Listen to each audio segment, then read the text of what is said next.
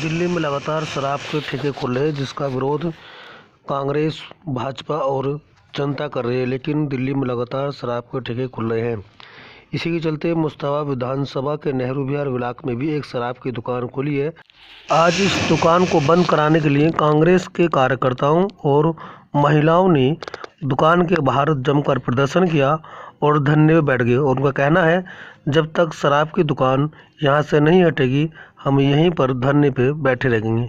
देखिए रिपोर्ट।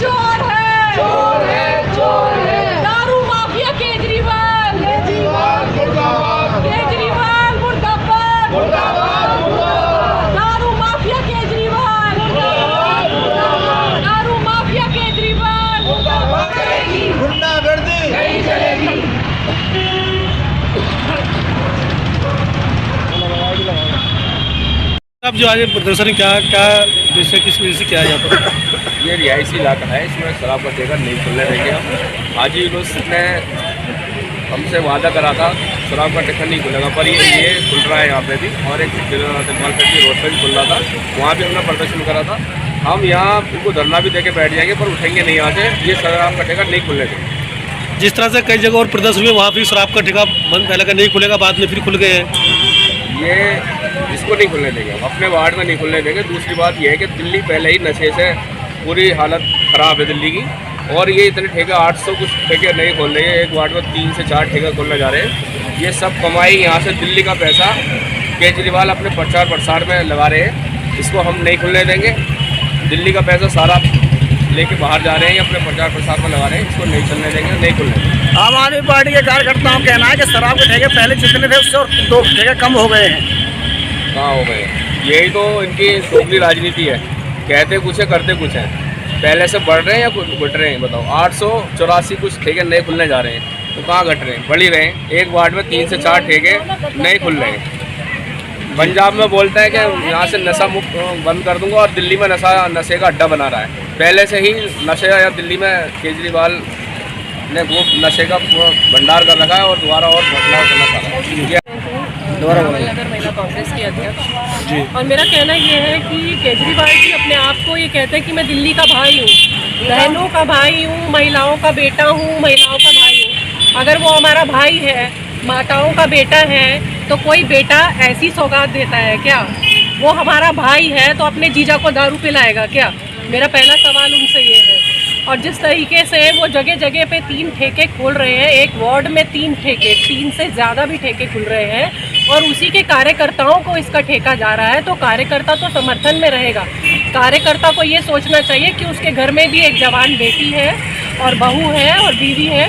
और जब ये ठेके आम खुल जाएंगे तो क्या सौगात दी थी? रोज़गार देने की बात की थी आपने हमें राशन देने की बात करी थी। कोरोना महामारी के दौरान आपने मदद करने की बात करी थी, और एक ऐसी मदद जब हमारे घर में कमाई पूरी नहीं आ रही और घर से आदमी निकलता है दारू के लिए, तो आपने वो रास्ते आसान कर दिए।